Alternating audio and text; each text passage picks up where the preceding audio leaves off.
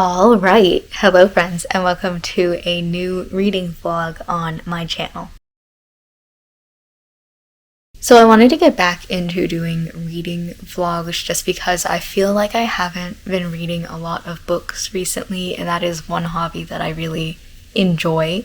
It's something that I like doing, not necessarily behind the scenes, but just, a nice way to relax. And so I thought with doing a reading vlog, it would help me kind of prioritize reading because I have to do it for a video, right? Even though I don't have to do it in any sort of way, but it's a good way, a good excuse to get myself prioritizing the things that I enjoy doing.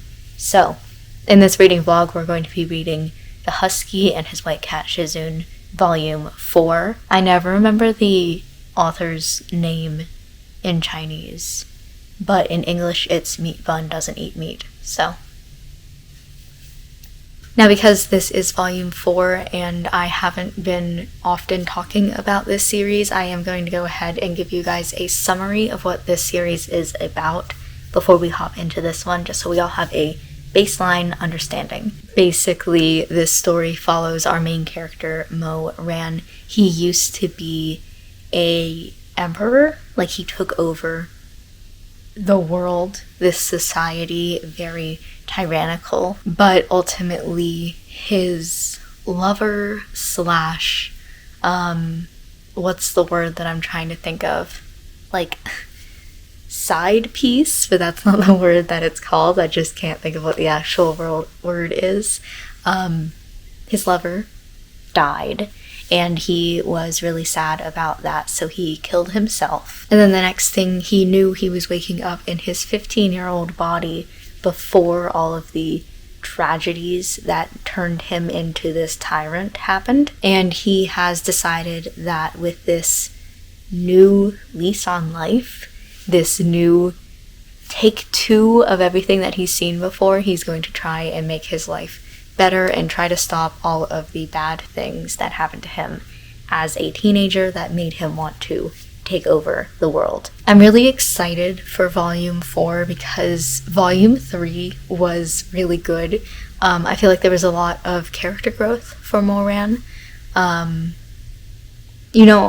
Thinking about it right now, just as an aside, there is something talked about in volume 1 about how similar his name is to moron, and I'm definitely feeling that as I'm talking about it. I don't often talk about this. I'm usually just writing his name out, and so it's those two are very similar words. They keep kind of tripping me up here. Anyway, there was a lot of character growth and development for him in volume 3. As I said before, he was a tyrant, and so he was very angry about a lot. And in volume 3, he kind of put those feelings of anger to the side, and he came to an agreement almost with a character who has been his enemy throughout the entirety of this series so far. And so I am very interested in seeing where that goes. I also just feel like volume 3 in general was a step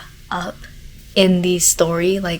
We're finally getting into the meat of the story. Both volumes 1 and 2 were very informational. When you begin a story, you have to set just the general world and the rules of the world and all the information that you need to know, sort of in this foundational little summary that we're doing right now. And so I feel like the series doesn't really hit its stride until volume 3, and so now I'm really excited to be really into the meat of this story and seeing what all is going to happen. As well, I won't say exactly what happens in volume 3, but there was something that happened in volume 3 that's really interesting closer to the end. The entirety of volume 3 was just my favorite book in this entire series so far.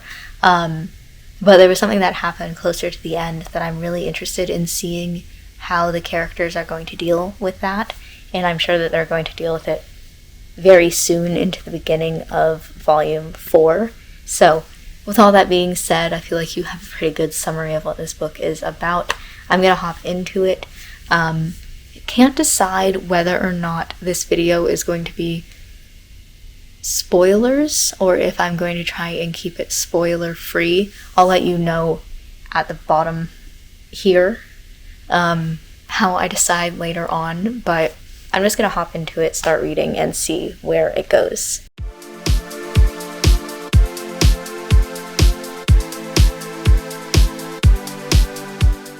Okay, I actually just read a sentence here, well, 2 sentences technically, that is such a good summary of this series in general, and I wanted to share them with you. It says, page 7 of the book, by the way, like I have not gotten very far. In his last life, he had been a destroyer. In this one, he wanted to be a protector. And I just think that's such an interesting case to his character, is that this is someone who had a lot of bad things happen to him his first time around in his life. A lot of bad things that happened to him as a child, you know? And while during his first version of this life, he lashed out and he became a destroyer, he became somebody who was a tyrannical ruler and killed a lot of people, it's very interesting how he gets a second chance and he almost immediately decides, I'm going to use this chance for good. I'm going to become a protector. I'm going to change the things that happened that were bad in my previous version of this life. And I'm going to make sure that they don't happen again. I just think that's really what makes him such an interesting character to read about, because him going through these events again and knowing what is going to happen, he could very obviously just use these things to lash out yet again at the people who hurt him and use these events for his own gain, but he's not. He's using these events to help other people, to make his life better than it was before. And that's what really makes this series in general just so good, I feel like. It's because even though he is a character that already knows what is going to happen, he's making it better. And us as readers really want to cheer him on, because seeing the little glimpses and pieces of his past, like, we don't know everything, though at this point in the book we do know quite a bit about his past. But still, the point is, like, we weren't there reading it. We didn't get to experience it like he did, but we can still, as readers, cheer him on and hope that he does his best, gets his best outcome in all of these things. It just makes for a very enjoyable series, I feel like.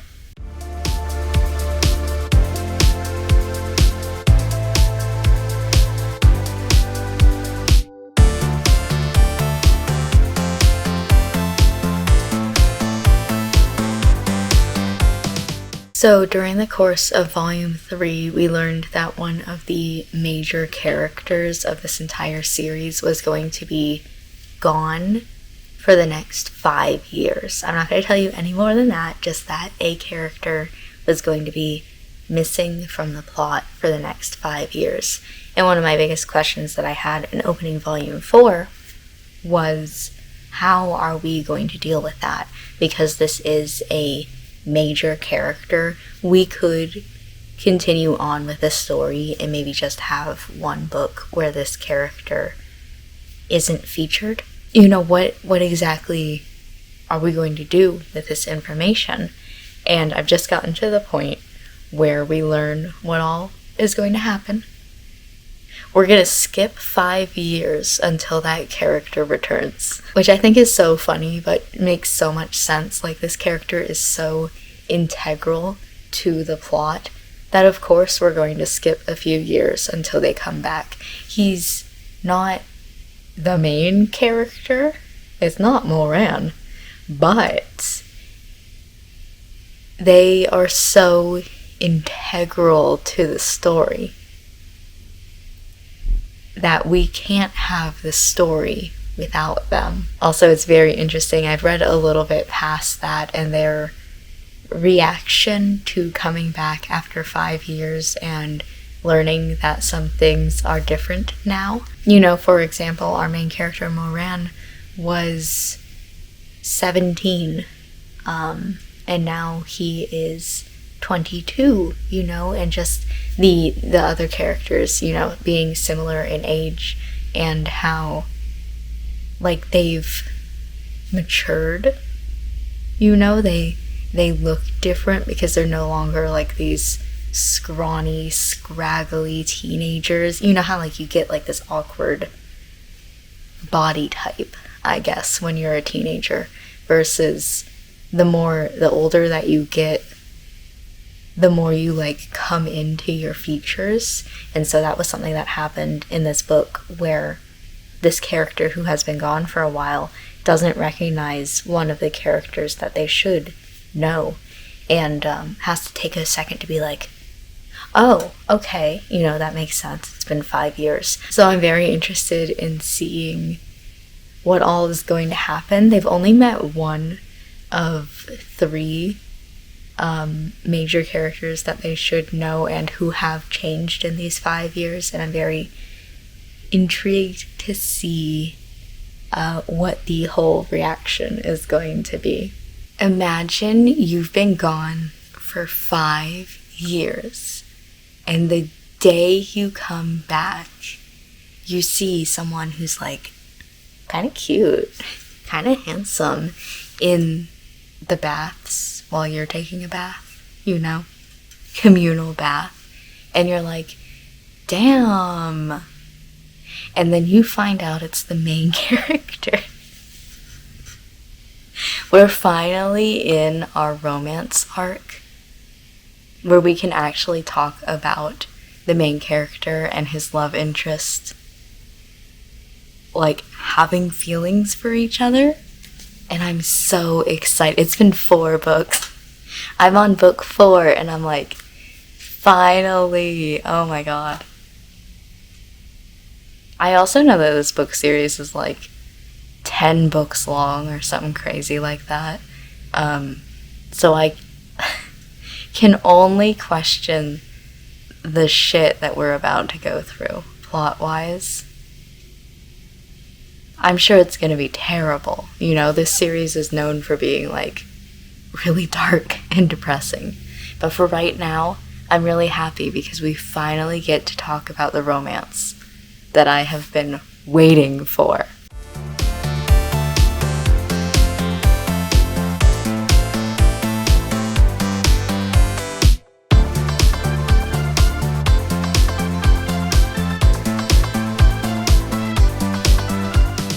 One thing that I want to do with these reading vlogs is I want to also show just, like, daily life things. I don't want it to be just solely focused on the book that I'm reading, but also what I am doing while I'm reading that book or outside of that book, my general, just how the rest of my day is, because I feel like that also shows not only, like, my enjoyment of the book, but also just when I'm watching other people's reading vlogs, I enjoy seeing their daily lives as well. And so today I did a recording where I made some coffee and then completely forgot that I was supposed to be vlogging the rest of my day.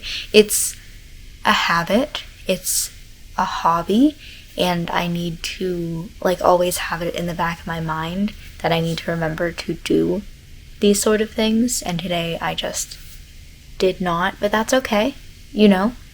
I need to get into the habit of things, and I have to build on that every single day. So for right now, I'm chatting. Hey, how are you? It is currently 10:17 p.m. I'm about 50% of the way through volume 4 of Husky and his white cat Shizun. Just to give you some idea, yesterday I read like half of it. Like, that whole 50% was all yesterday. So I'm pretty sure I can finish it up either tonight or tomorrow night. sometime soon, but also I wanted to talk to you because I'm so tired. And I've been so tired for the past week, I think. For some reason, I keep waking up really early in the morning when I don't need to be. And then I cannot fall back asleep. And so I'm going to bed early because I'm tired. And then probably that doesn't help with waking up early. But like this morning, I woke up at 7:30. Why? Who the hell does that? The past few days I've been waking up at 8 or 8:30. I need help. So tonight I am trying to stay up late. I can already feel it. Like, I feel eye bags under my eyes, but I am hoping that I can stay up until 1 a.m.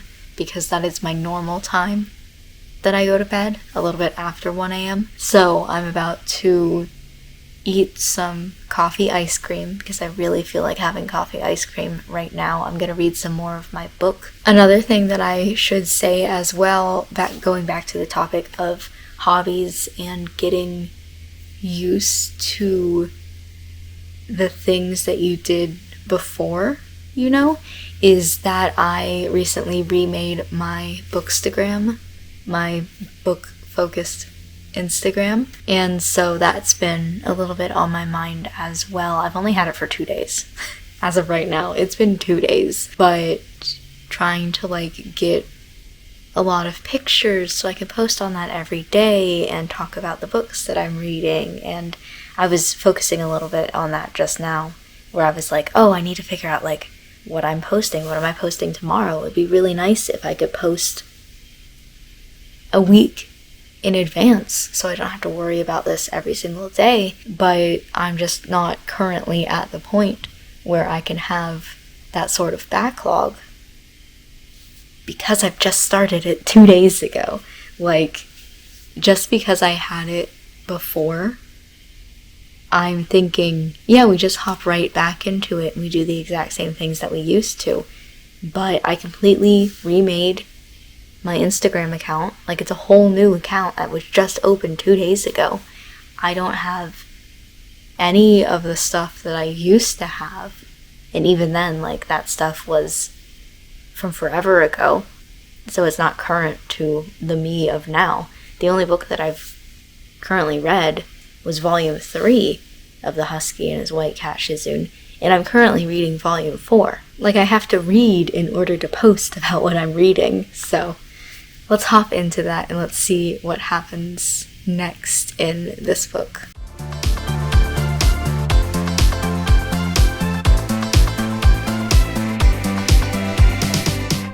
I'm being bullied by this book series because I'm in book 4 of like 10. I don't remember how many volumes are in the series. I've read 4 of these, 3.5 technically.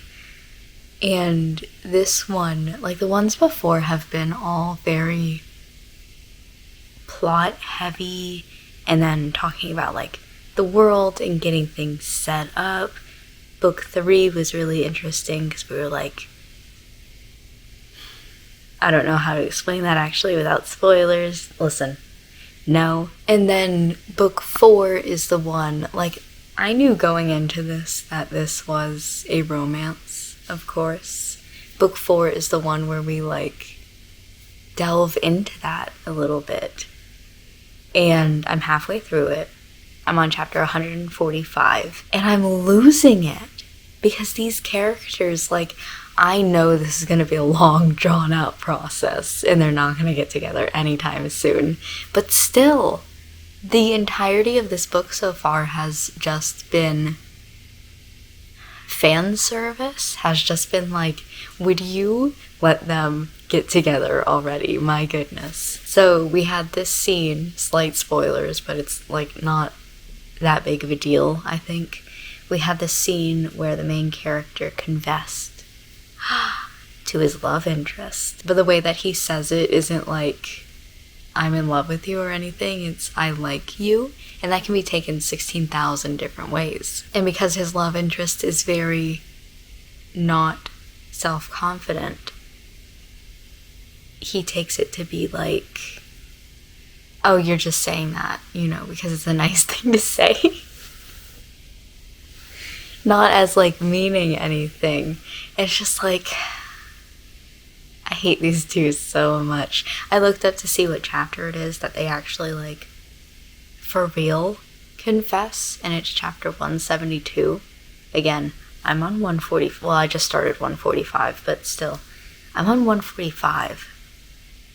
172 isn't until the next book, and I'm just like, this is hell. This is hell. What do you mean that I have another, at least half a book? How many chapters are in this book? Hold on. This book ends on chapter 154. So I probably have, like, the rest of this book and then half of the next book to go. And it's just like, I've already read 145 chapters and I'm already losing it. I'm going to be murdered by this book series.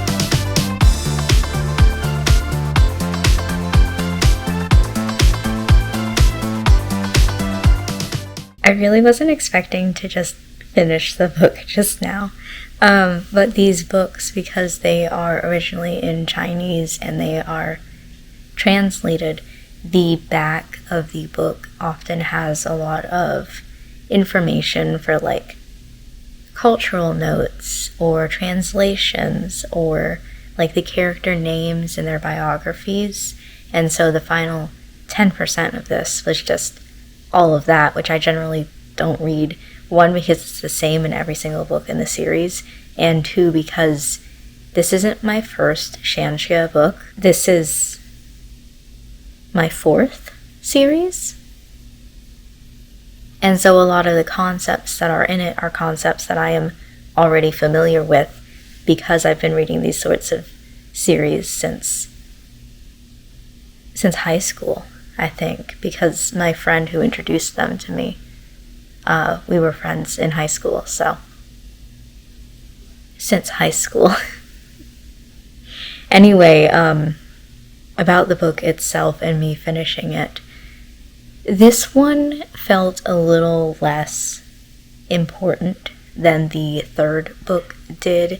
This one was a lot more of like a bridge between the third book and maybe what happens in the fifth book. I don't know what the plot of that one is going to be. It seemed very fanservice-y, very focused on the eventual romance in this series, as I was saying before. And as far as I know, that's going to start happening in the next book, so yippee. But in all, like, this book was just kind of like, I enjoyed it, but it was just kind of there, just a bridge between two major plot points. So I can't decide right now if I want to immediately hop into book 5 or if I want to take a little bit of a break and read something else, because before this I just finished book 3 and then this was book 4.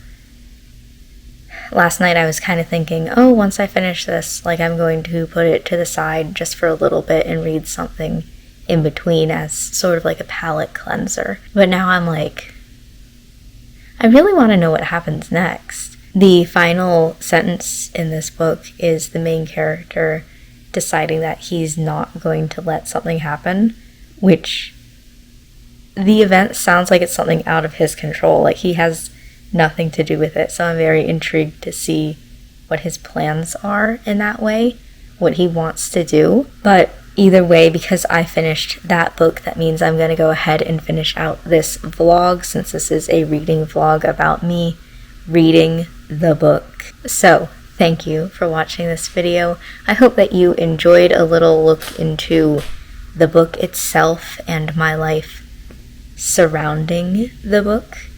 And I'll see you in my next video for whatever book I end up picking up next.